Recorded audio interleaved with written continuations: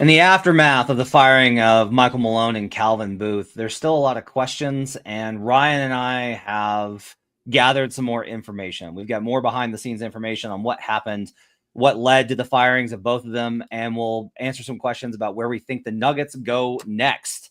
More reaction on Locked On Nuggets.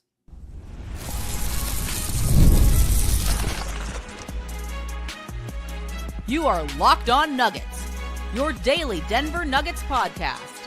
Part of the Locked On Podcast Network, your team every day.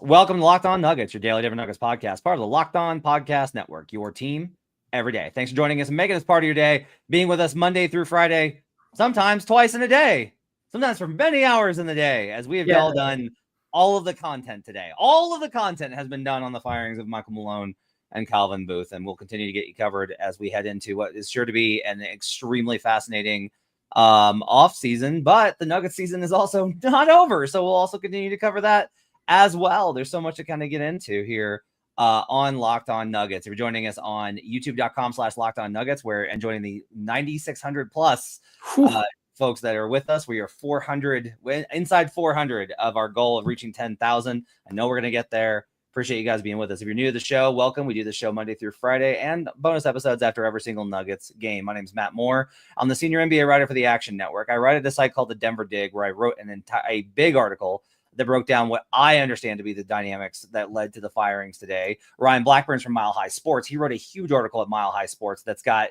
like some of the stuff in there was really fascinating and stuff that I like. The Jamal stuff, I was like, wait, what? You never mentioned this. So, we're going to get into that today as well. Lots of stuff there. Check out Ryan's work at Mile High Sports and on the Pickaxe and Roll podcast.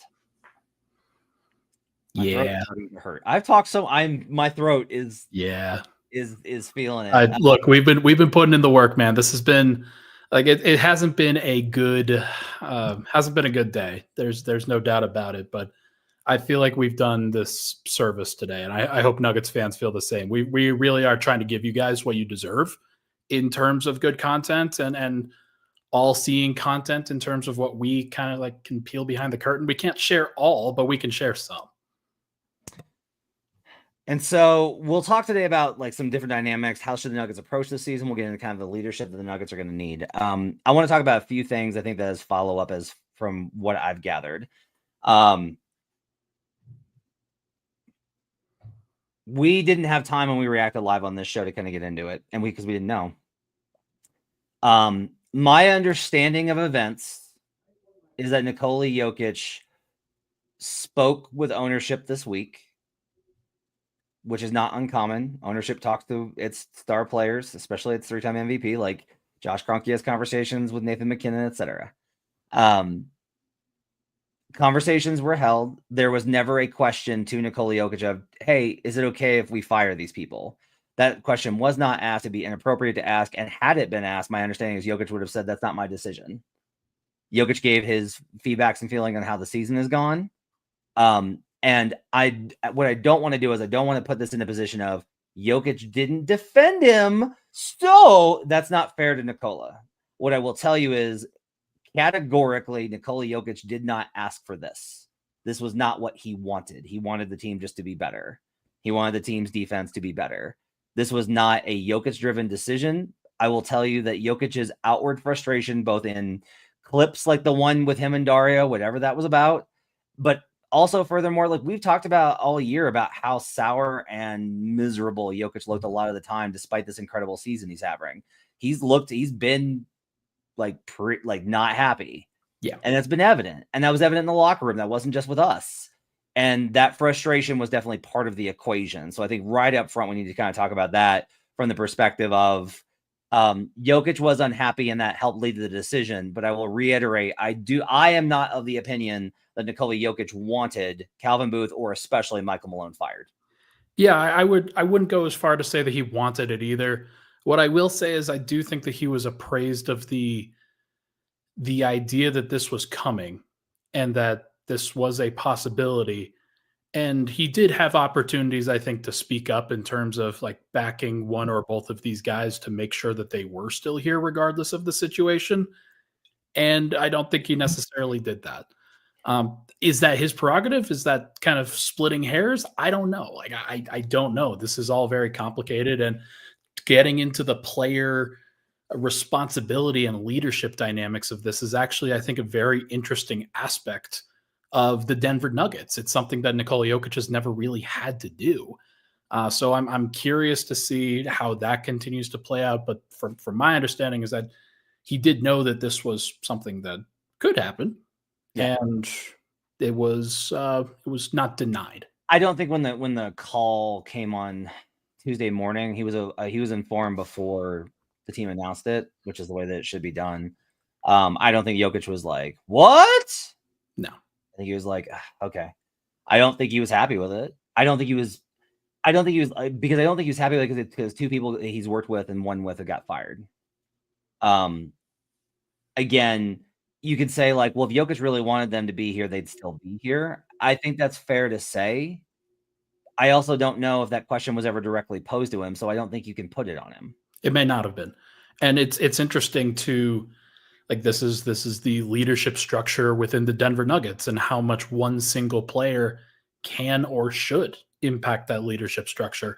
I don't think that Josh Kroenke was going directly to Nikola Jokic and saying, "Hey, what's going on? Like, what do you want?" Exactly like that. I think that that's not what's happening here. And there's for better or worse, I think that that's an interesting aspect of this team. And it's an interesting aspect of the way the KSE has run their business. And they've run very successful businesses over the course of many different sports. So they probably know what they're talking about. And I'm probably like, I don't think it's a big bit to do. Okay. I want to go ahead and up next, we'll get into the Jamal Murray discussions last summer. We'll get into Russell Westbrook and Jalen Pickett. We'll get into Zeke Naji and why it is that so many Nuggets fans do feel that this was a disaster caused by Calvin Booth that Michael Malone paid the price for. And if that's fair, we'll talk about it coming up on Locked On Nuggets. The show is sponsored by BetterHelp. Taking care of your mental health is just as important as taking care of your physical health, but traditional in-person therapy can be expensive. It's often ranging from $100 to $250 per session. That's where BetterHelp comes in. With online therapy, you get quality care at a price that makes sense, saving you time and money. Therapy isn't just for life's toughest moments. It can help with everyday stress, learning how to set boundaries, or developing coping skills. Having access to the support when you need it can make a big difference. Your well-being is worth it. Visit betterhelp.com/LockedOnNBA today and get 10% off your first month. That's BetterHelp, HELP.com/LockedOnNBA. We'll be right back on Locked On Nuggets. Back here on Locked On Nuggets. Thanks for joining us and making this part of your day. Appreciate you guys being with us. So Ryan, in his article, the Michael Malone, Calvin Booth feud probably cost the Nuggets a championship. In there, you wrote, I'm looking for this, Booth was also responsible for the handling of the Jamal Murray extension talks. Before Murray signed his extension, Booth explored the idea of trading Murray rather than signing him to a max. According to league sources, Josh Kroenke ultimately put a stop to that idea and gave Booth the go-ahead to offer a full max contract to the Nuggets guard instead. Okay. So what I think is interesting about this is the timing. Is Shams tweets that the Nuggets and Jamal Murray are going to reach an extension. And then nothing. And we talked about how weird that was. I will say now, I heard about these talks that Ryan is alluding to. I heard from other teams, like other teams were asking me, are they shopping Murray? Like, are they really not going to re-sign him? And I was like, my understanding is that they're going to re-sign him, but I would imagine they're doing due diligence. I do think this is important to note that I want to ask you this. What do you think? Every time a player is eligible for extension, every single time, executives gauge that player's value on the market because it's before you lock them into this big money contract that's harder to move. What can I get for him now? You set a baseline so that later you can come back and be like, wait. 2 years ago, you were willing to offer me this for him. Yeah. And now you get more guaranteed money on the deal, so you don't have to worry about free agency, those kind of things. Do you think it was that, or do you think there was genuine interest from Calvin Booth in moving him? I think there was genuine interest. I think that Calvin has always been a little bit iffy, so on Jamal Murray in general. I think that based off of his conversations with a variety of people, you could get that notion. But more than that, it was the way that the season had gone. Denver had offered Jamal Murray an extension, like a big extension that Jamal Murray decided to turn down after the championship. He decided to bet on himself and try to go get even more money. Newsflash, he got even more money. He ultimately flamed out in the playoffs in a pretty ugly way. He threw a heating pack. He had very poor efficiency. There were moments where he shined, but there were also moments where he faltered. And then throughout the conversations that the Nuggets had in the offseason, the Olympics were also running parallel to that. And he was bad, like horrible bad in the Olympics. And part of that was probably due to injury. There was a reported aspect of it. But it also didn't help that he was playing very poorly during all of these talks when Calvin Booth was trying to appraise whether to hand out just a free max contract extension. And I had reported on fitness and conditioning clauses and things of that nature that were bandied about as well. I think that the Nuggets were doing everything that they could to protect themselves. And one of the ways that you could protect yourself is to come up with a trade option to get a better player or a better fit for yourself. And Calvin Booth was trying to do that. And they ultimately couldn't do that because Murray's value around the league was not very high. And they found that his value around the league was not very high when Calvin Booth brought back a couple of trade ideas, and they were pretty poor. And they were pretty poor trade ideas. And rather than go through with that, it is from league sources that been told that Murray was then signed to a max extension because, not just because, but because Josh Kroenke put the kibosh on any possible trade option at those points. When he saw those trade proposals, those trade ideas lined up, he said, no, we're just going to commit to the guy that we won a championship with. And I don't know if he was wrong for that. I don't know if he was right for that, but that is, I think, what happened. Now, let's talk Jalen Pickett and Zeke Naji. So this is the cycle that the Nuggets got caught into. And as I talked about in my post about how toxic and bad things got, because it was like literally people in the front office felt like they couldn't talk to anybody because it's like, if you speak to Malone, then, and you're supposed to be a Calvin guy, it's like, what are you telling him? That's the nonsense that it got to. Yeah. There was like paranoia in the front office. Cold War. And like Calvin over the course of the last year, Calvin Booth over the course of the last year has isolated himself to a very small group of people. And cut out a lot of people that have been with the organization a long time. And that was not good either. So he drafts Pickett and he gives him a guaranteed deal. This is going to be like the backup point guard. He believes in this guy. And Pickett's now there's two patterns here. Pickett's not ready. And so we're in a cycle where Calvin says, you got to play him so that he's ready. And Malone goes, he's not ready because he's not good right now. So he can't play because we're trying to win. So he doesn't play. So he's not good. So Calvin wants him to play, but he can't because Malone doesn't think he's good enough yet. And he hasn't done the stuff. And it's this cycle. It was insane. And look, I think Adam and I did this show forever. Adam and I are like, we've talked today. Like Adam believes that more development time should have been given to guys like Zeke Naji and Jalen Pickett. That maybe they could have been great. Maybe they could have been the guys. How do you know if this 2 timelines plan works or not if you don't give them time? And Adam alluded to this today on the DNVR show, which is the idea that Malone, and like, I will not deny that this is the case. Did these guys face an uphill battle because they were Booth's guys? Yes. Yes.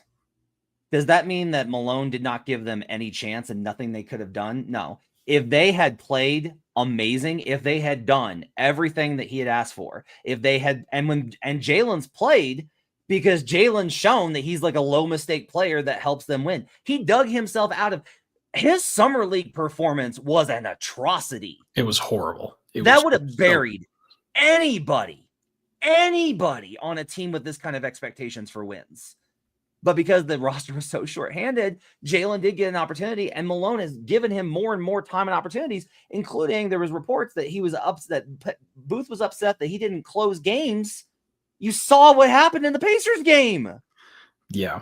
Like, okay, Booth, it's insane, and they're both wrong for it. Like, they jacked around Jalen Pickett. They jacked around Zeke Naji. They're using them as pawns. Players shouldn't be pawns in this case. The long and short of it is that these guys were being put in between this Cold War that's going on within this organization. And it's just unfortunate because I don't know if Jalen could have contributed or like could have actually helped. Maybe he could have been more helpful this year had he been playing last year. You remember how many games Reggie Jackson played for the team last year, Matt? It was 82 games. It was 82. And that seems like a lot. And it was actually like Reggie Jackson gassing out, tiring out in the second half of the season because he's an older veteran and because they asked too much of him. And Malone asked too much of him. So I'm not going to sit here and defend Malone on that because that was ludicrous for him to never give Reggie Jackson a day off, or never force it. It's an unfortunate place for Denver to be, where your third string point guard, in this case, fourth string point guard, because they decided Colin Gillespie was better at the time. By the way, Colin is starting games in Phoenix, or has been starting games in Phoenix lately. It's just a horrible thing. But the other thing is that like Zeke Naji is not the guy to go to war for either. Yeah. He's just not. Yeah, this is the thing is like, and it's like, well, he had that stretch when he's playing power forward. It's like, you were going to tailor your lineups around Zeke Naji. And like, that's my whole issue with the entire Calvin Booth line of thinking here.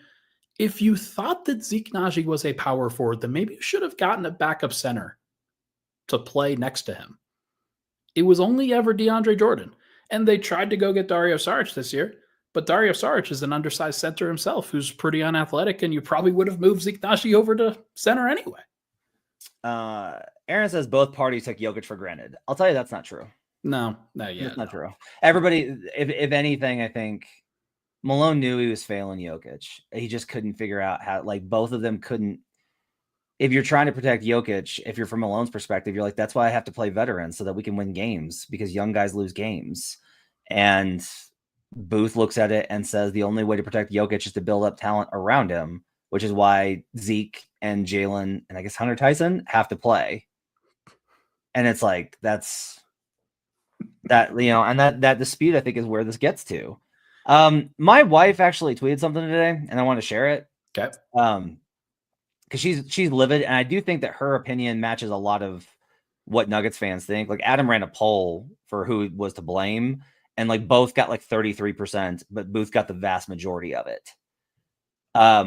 She was talking about this about Calvin. She says, like, you lost the power battle and got the coach fired, and we have a roster with real problems, many of which were self-inflicted.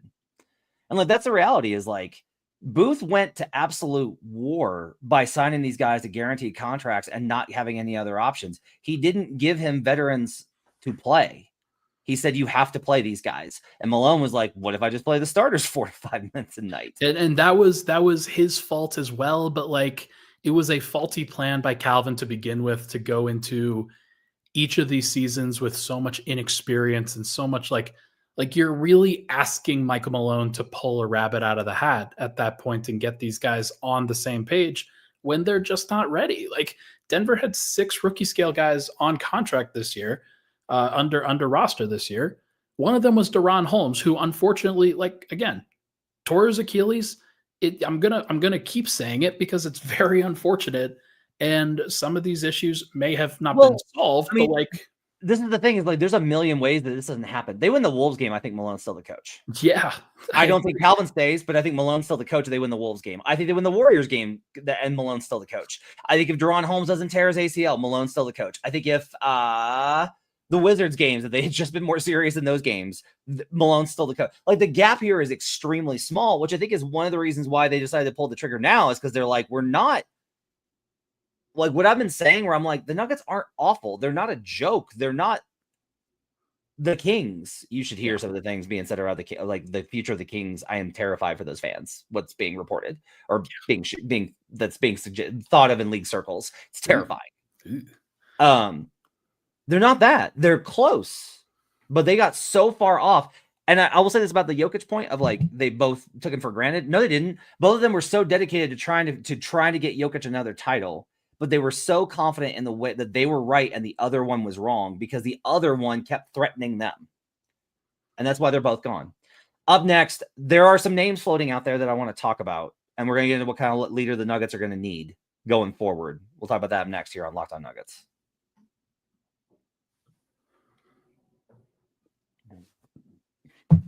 With Robinhood Gold, you can now enjoy the VIP treatment, receiving a 3% IRA match on retirement contributions. The privileges of the very privileged are no longer exclusive. With Robinhood Gold, your annual IRA contributions are boosted by 3%. Plus, you also get 4% APY on your cash and non-retirement accounts. That's over 8 times the national savings average. The perks of the high net worth are now available for any net worth. The new gold standard is here with Robinhood Gold. To receive 3% boost on your annual IRA contributions, sign up at Robinhood.com/gold. Investing involves risk.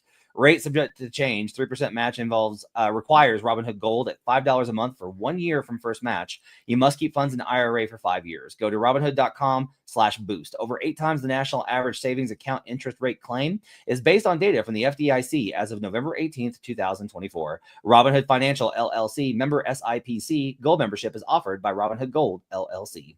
We'll be right back on Locked On Nuggets. Happy day. Back here in Locked On Nuggets. Thanks for joining us. It sucks, man. Like this is like everyone I talked to today is just like really sad. Like it's just sad that there's a lot of why did it have to come to this? That was a phrase I heard from a lot of people I talked to today. Was like I don't understand why it had to get to this point. That it was preventable. Like everything was so great in 2023. They won a title 20 months ago. 22 months ago. That's nuts. It was preventable. Like that's an unfortunate reality here is that if these two were a little bit more collaborative, if Justin Holiday was still on this roster, if the Nuggets were willing to kind of mix and match between whether they're going to get minimum contract guys versus rookie scale guys versus like, hey, let's try to be a little bit more flexible on the roster front and the salary front and things like that, then I think that Michael Malone would be able to put together the right mix. I think that you add another perimeter defender to this roster, and it does add a lot to what this group would be able to do. And just like the actual margin for error would just be much larger if you have another guy that can shoot and defend. Like, what a concept. Bob Myers is the name being floated as a potential replacement. There's been a lot of talk about him from various perspectives. His name is floating out there as a potential replacement. I will tell you I'm skeptical. The reason I'm skeptical is the Nuggets will spend on the roster. And if you're like, but they didn't pay for KCP, again, they built a CBA that made it to where you don't want to do that. But like they've been in the tax. They're going to be like, they're facing a repeater year. Like they'll pay for elite personnel to contend. They don't spend on the other stuff. And coaches is like a very spot by spot thing. They're never going to pay a premium for coaches, but if the coach is really good, eventually they will get there. Like eventually they paid Michael Malone a pretty good salary. It was not good for the first while. Yeah. Relative to league standards. Front office, however, has always been a touchy point. They don't want to pay executives. That's not what they want to do. Masai Ujiri left because of that, because the Raptors offered something like crazy funding his basketball in Africa efforts, which is awesome. I think it's great that the MLSE did that. But also Calvin Booth is in part gone because he wasn't willing to take the deal that was offered. He was offered I will say this, he was offered a contract extension and turned it down over the money. and that caused a lot of tension inside the organization. Again, it was a very not fun. Ball Arena has been a bad place to go to work this season. Yeah, like, and hopefully, hey, how you doing? They didn't pay me. Like, yeah. kind of thing. Bob Myers, I think, comes with too high of a price tag.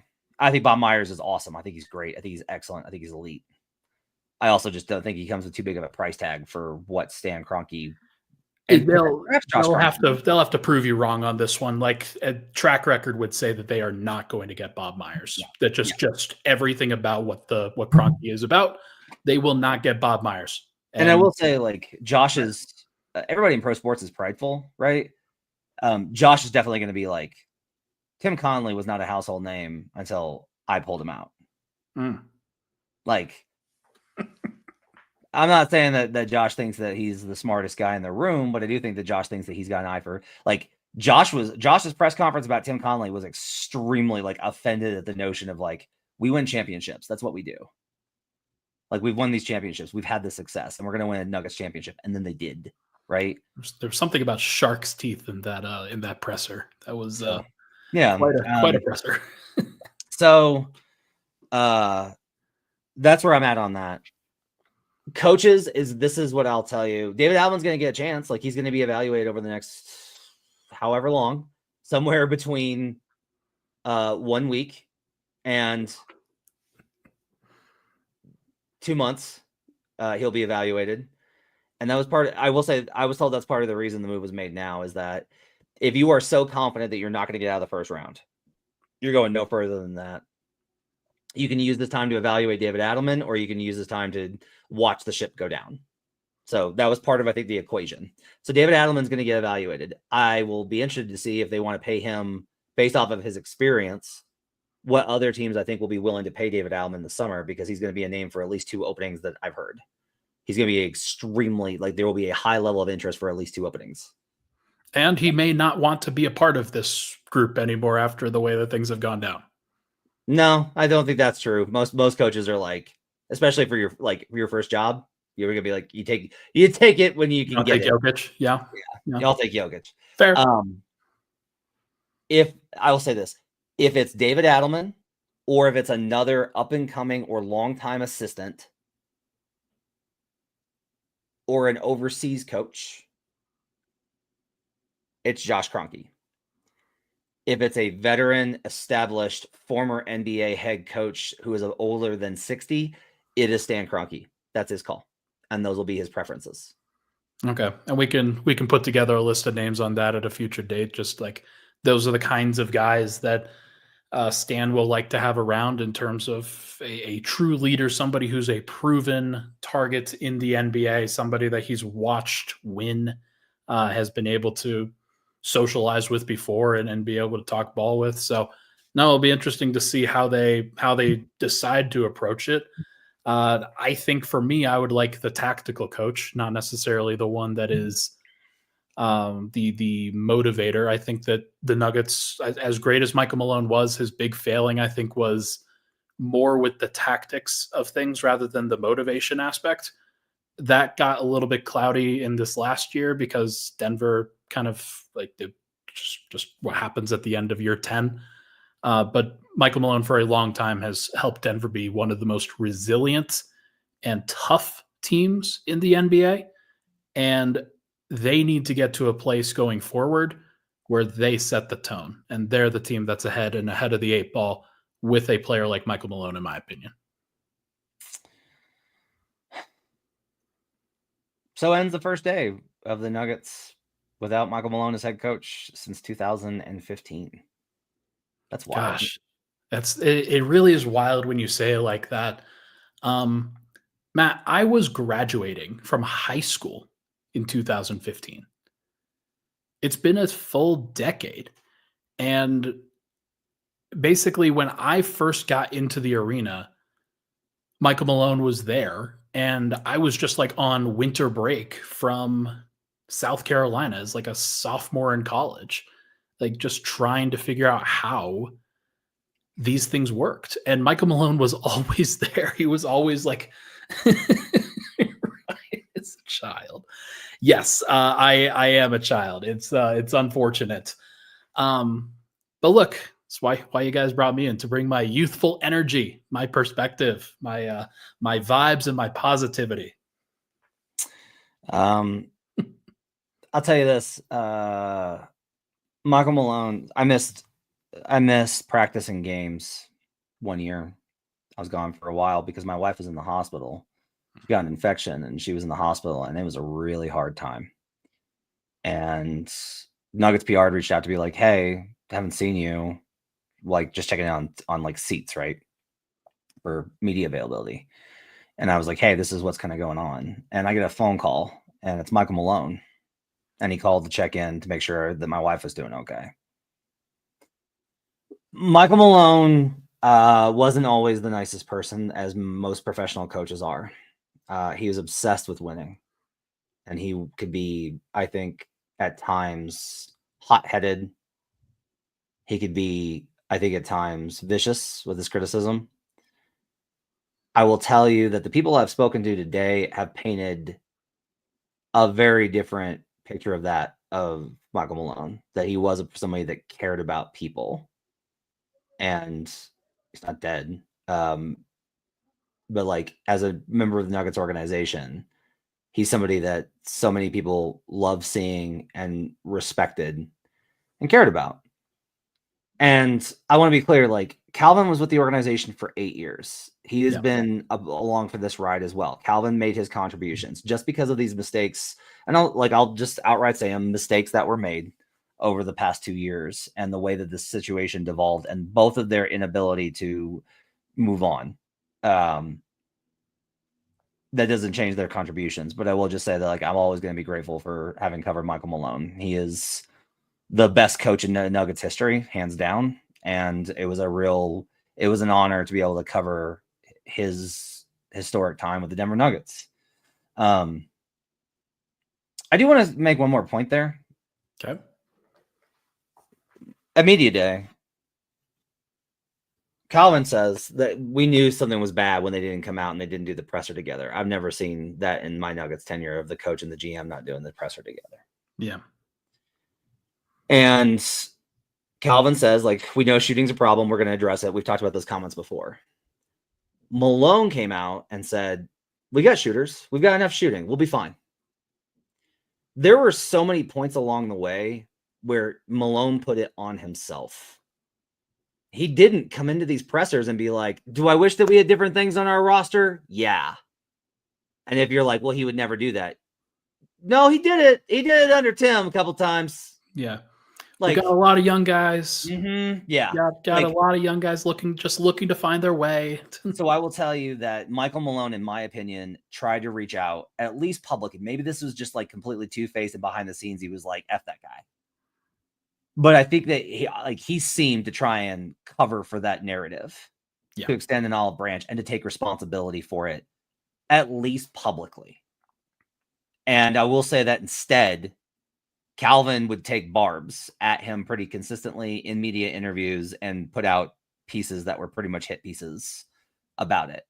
Now, this is not a comic book story. There's not a hero and a villain here. There's just two men working in professional sports whose animus got in the way of contributing to taking care of the legacy of one of the greatest players of all time. And they both have to share the responsibility for that, regardless of how it happened.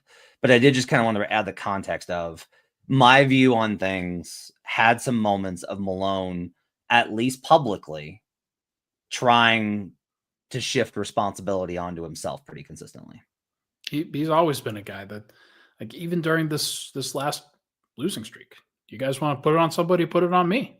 Put it on me. Don't just put it on the players. I need to be better.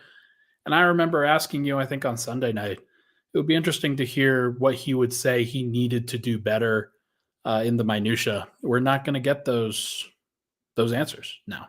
And I think that he has always been somebody who has, like, he's been the hardest on himself. Nobody in the world is going to be harder on Michael Malone than Michael Malone is.